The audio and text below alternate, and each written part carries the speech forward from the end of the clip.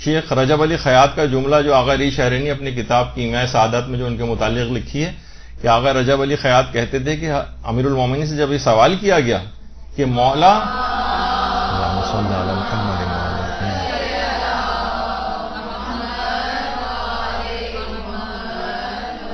کہ آپ اس بلند مرتبے پہ کیسے فائز ہوئے، تو آپ نے فرمایا کہ میں دل کے دروازے پر آ کر بیٹھ گیا اور خدا کے علاوہ کسی کو راہ نہ دی. یہ امیر المومنین کا، یعنی ہمارے لیے اسوہ حسنہ ہے، جو پیروی ہمیں جن کی کرنا ہے، ان کا یہ خیال. تو مومن کا دل کہا جاتا ہے کہ یہ لکڑی کے ترازو کی طرح سے نہیں ہونا چاہیے، اس میں لکڑی تولی جاتی کہ پاؤ دو پاؤ اس کے اندر ڈال بھی دیں تو ہلتا تک نہیں ہے، اس کے ترازو کا کانٹا تک اپنی جگہ سے حرکت نہیں کرتا. مومن کا دل تو سونے کے ترازو کی طرح سے ہونا چاہیے جو سانس لینے سے بھی ہل جاتا ہے، یعنی جہاں کوئی حرام خوشی آئی اس کے دل کو کانپ جانا چاہیے. یعنی مومن کا دل کسی لکڑی کے ترازو کی طرح سے بے حس نہیں ہونا چاہیے کہ گناہوں کی جتنی بھی حرام لذتیں وہ درآمد کرتا رہے، اس پہ کوئی اثر ہی نہ ہو. کہا جاتا ہے نا کہ ہرن کی ناف میں جب مشک پیدا ہو جاتا ہے، خوشبو، تو وہ سوتا نہیں اور کھڑے کھڑے اونگ لیتا ہے، ڈرتا ہے کہ کہیں میرا کوئی مشک چرا کر نہ لے جائے. اسی طریقے سے کوئی مومن جس کے پاس دولت ایمان، اسے بھی اتنا ہی چوکنا رہنا چاہیے کہ کوئی نامحرم اسے چرا کر نہ لے جائے جو اس کے دل کے اندر ایمان پایا جاتا ہے. اور جس کسی کو بھی اپنے قلب کی اور نظر کی پاسبانی کی توفیق نہ ملے، سمجھ جائیے کہ اس کے دل کو ایمان کا مشک عطا ہی نہیں ہوا. یہ علماء کے جملے. اسی وجہ سے پروردگار عالم نے نامحرموں پر کے سلسلے میں حفاظت نظر کا حکم دیا. مردوں کو سب سے پہلے حکم قل للمؤمنین یغضوا من ابصارہم ویحفظوا فروجہم، یعنی مومنین کو حکم ہے کہ صاحبان ایمان، اے رسول صاحبان ایمان سے کہہ دیجئے کہ اپنی نگاہوں کو نیچا رکھیں. یعنی پہلے مردوں کو حکم ہے، اس کے بعد پھر یہ حکم عورتوں کے لیے آیا وقل للمؤمنات یغضضن من ابصارہن ویحفظن فروجہن، کہ اپنی نگاہوں کی، اور صاحبان ایمان عورتوں سے بھی کہہ دیجئے، یہ خالی مردوں کے لحاظ سے ذمہ داری نہیں، عورتوں کو بھی کہہ دیجئے کہ اپنی نگاہوں کو نیچا رکھیں. اور دیکھیے اتنی زیادہ اس کی اہمیت ہے، خاص طور پر یعنی شوہردار خواتین یا جو اس طرح سے معاشرے کے اندر پھرتی ہیں، ان حرام نگاہ ڈالنے کا انجام بتایا گیا ہے کہ پروردگار کا ارشاد ہے کہ اے داؤد، جو حضرت داؤد پہ وحی کی تھی کہ کچھ بندے ایسے ہیں جن کی نماز کو میں ان کے منہ پر دے مارتا ہوں، نہ میں ان کی آواز سنتا ہوں، نہ مجھے ان کی کوئی فکر. اور اے داؤد جانتے ہو کہ وہ لوگ کون ہیں؟ کہ وہ لوگ ہیں جو دوسروں کی بیویوں کو شہوت سے دیکھتے ہیں.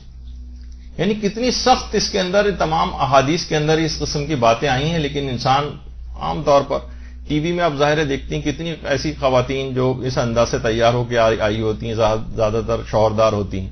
اسی طریقے سے مردوں کا بھی حساب کتاب ہوتا ہے، جو شوہردار ہوں نہ ہوں، دونوں صورتوں میں حرام نگاہ ڈالنا تو حرام ہی ہے، لیکن اس حد تک یعنی اس کی مذمت کے پروردگار کہتا ہے مجھے پھر ان کی کوئی پرواہ ہی نہیں. یعنی گویا اگر جہنم میں جا رہے ہیں تو جائیں، میں اپنی نگاہ التفات ان کے اوپر سے ہٹا لیتا ہوں جو اس قسم کے گناہوں کے اندر مبتلا ہوتے ہیں. دیکھیے علماء یہ بھی فرماتے ہیں کہ دیکھیے پروردگار نے جتنے بھی احکامات دیے، زیادہ تر احکامات براہ راست ہیں.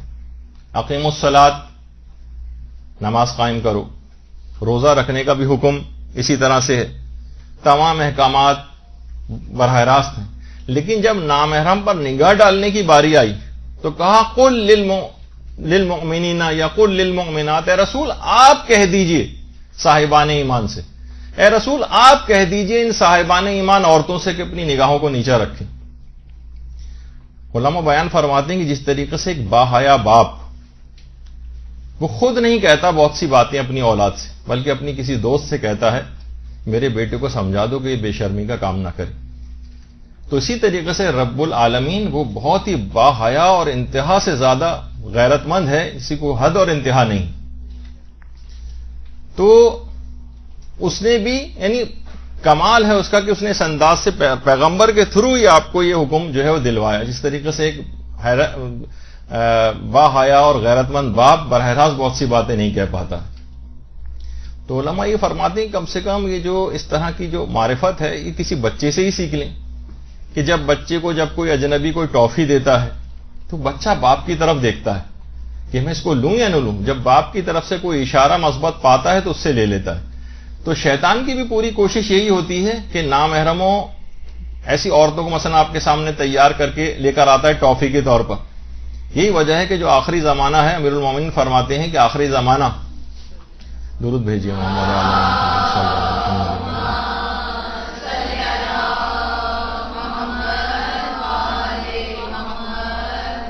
کہ آخری زمانہ بدترین زمانہ ہوگا اور ایسی عورتیں ظاہر ہوں گی جو اپنے آپ کو طرح طرح کی آرائش میں مصروف رکھیں گی، عریانیت میں مبتلا ہوں گی، دین سے بالکل بے بہرہ ہوں گی، فتنوں میں داخل ہونے والی ہوں گی، خواہشات کی طرف مائل ہوں گی، لذتوں کی طرف راغب ہوں گی، حرام چیزوں کو حلال کرنے والی ہوں گی، جبکہ وہ جہنم میں ہمیشہ رہنے والی ہوں گی. ملا یحذر الفقی کی روایت.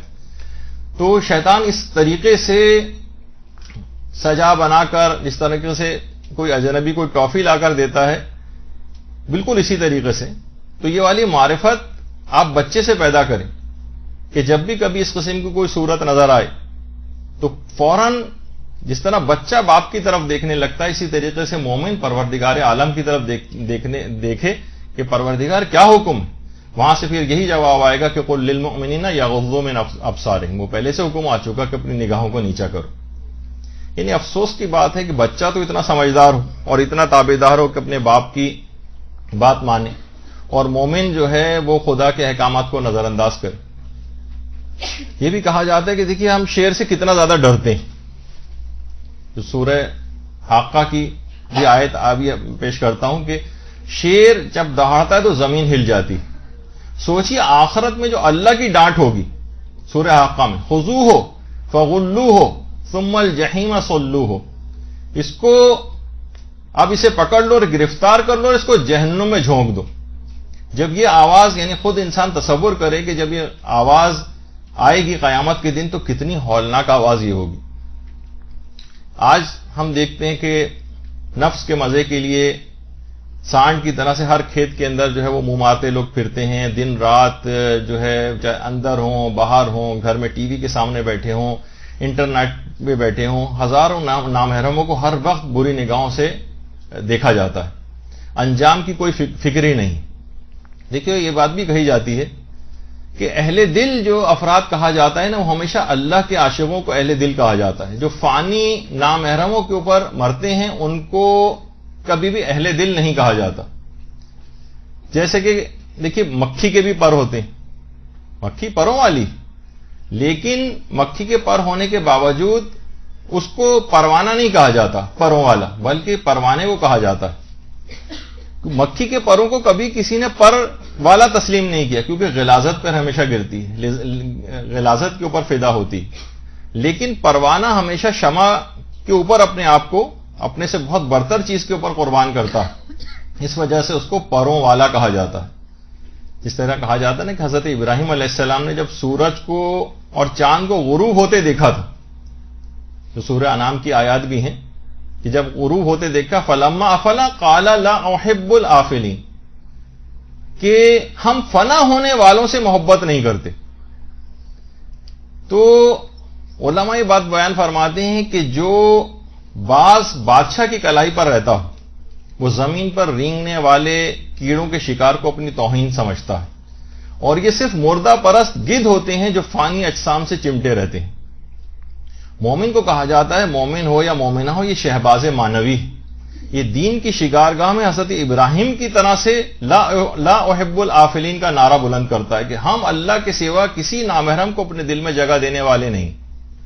اور وہ ثابت کر دیتا ہے کہ وہ فانی سے نہیں بلکہ باقی سے محبت کرتا ہے. یہی وجہ ہے کہ کتنے ہی افراد آپ دیکھتی ہیں، خود اپنی حالتوں پہ اگر ہم غور کریں کہ اتنے مستحبات بھی انجام دیتے ہیں، اتنے اذکار الہی انجام دیتے ہیں، کتنی دعائیں ہم پڑھتے ہیں، زیارات بھی کر کے آ گئے ہیں، حج بھی کرتے ہیں، عمرے بھی کرتے ہیں، اس کے باوجود کولو کے بیل کی طرح سے ایک ہی جگہ گھومتے رہتے ہیں اور روحانیت میں 1 انچ بھی اضافہ نہیں ہوتا. اس کی وجہ یہی ہے کہ ہم نے اپنے آپ کو جو نورانیت پیدا ہوتی ہے مسلسل ٹی وی کے ذریعے دیگر چیزوں کے ذریعے اس کو مسلسل ضائع کرتے رہتے ہیں. جس طریقے سے آپ پانی کی ٹنکی کو فل کتنا ہی موٹر چلا چلا کے کر لیں، لیکن اگر سارے نل آپ نے کھول رکھے ہیں گھر کے تو سارا نکاسی ہو جائے گی اور نتیجتاً ٹنکی ہمیشہ خالی ملے گی. تو یہی ہمارے ساتھ مسئلہ یہ ہوتا ہے کہ جتنا بھی تقویٰ رمضان میں حاصل ہوتا ہے، محرموں میں حاصل ہوتا ہے، اذکار اور دعاؤں سے حاصل ہوتا ہے، ساری چیزیں ہم نے کھول کے رکھی ہوئی ہیں. اے سی کتنے بھی آپ چلا لیں اور سارے کھڑکیاں دروازے کھول دیں، کبھی کمرہ ٹھنڈا نہیں ہوگا. تو یہی وجہ ہم لوگوں کے تقوی کے ساتھ بھی ہو گئی ہے کہ اتنا کچھ کرنے کے باوجود بھی 1 انچ اضافہ روحانیت میں محسوس نہیں ہوتا، بلکہ پہلے سے کہیں زیادہ پیچھے کی طرف گیا ہوا محسوس کرتے ہیں. تو دیکھیے وہی والا مسئلہ ہے مومن کا، وہ جو علامہ اقبال بھی کہتے تھے نا کہ وہ فریب خوردہ شاہین جو پلا ہو کرگسوں میں، اسے کیا پتا کہ کیا ہے رہو رسم شہبازی. یعنی ٹھیک ہے مومن شہباز معنوی ہے، لیکن اس کی پرورش ہو رہی ہے گدھوں کے ساتھ. اسے کیا پتا کہ مثلا ایک جو شہباز ہوتا ہے اس کا کیا مقام ہوتا ہے، اس کا طریقہ کار کیا ہوتا ہے. تو یہ مومن بھی ان خراب ماحول اور معاشروں میں رہ کے انہی جیسا بن گیا ہے.